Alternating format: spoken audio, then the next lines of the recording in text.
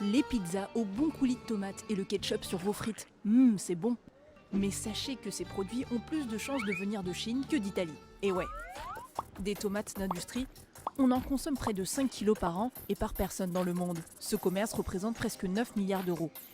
Dans son livre L'Empire de l'or rouge, enquête mondiale sur la tomate d'industrie, le journaliste Jean-Baptiste Mallet décrit un cycle de production mafieux. C'est en Italie, à la fin du 19e siècle, que le système prend racine. La culture et la transformation de la tomate s'intensifient et la mafia ne tarde pas à s'intéresser à ce business juteux. 100 ans plus tard, des industriels italiens établissent un pacte avec les officiels chinois pour installer des usines en Chine, parce que ça coûte moins cher de produire là-bas.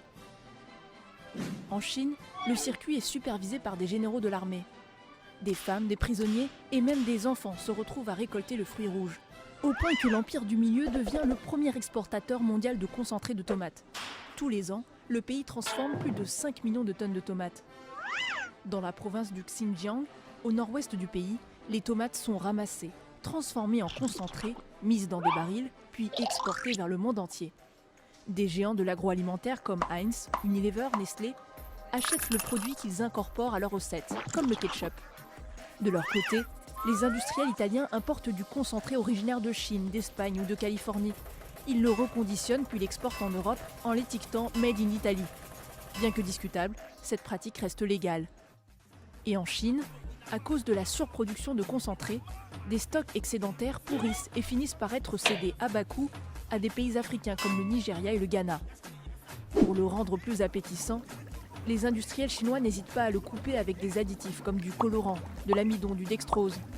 La part d'additifs peut atteindre jusqu'à 70% du produit, mais qu'importe. En Afrique, les autorités corrompues ferment les yeux sur ces barils frelatés. Et au fait, la tomate italienne, elle existe encore, notamment dans la région des Pouilles. Mais là-bas, ce n'est pas l'armée, c'est la mafia qui emploie des clandestins au sein d'un système quasi esclavagiste. Si vous achetez une conserve de tomates pelées, il y a des chances pour qu'elles aient été récoltées par un migrant, payé 1 centime d'euro par kilo ramassé.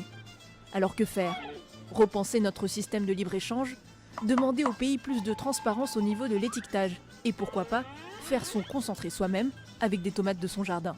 Des tomates du Peugeot, ça donne bonne mine, c'est plein de vitamines, vitamine A, B, C,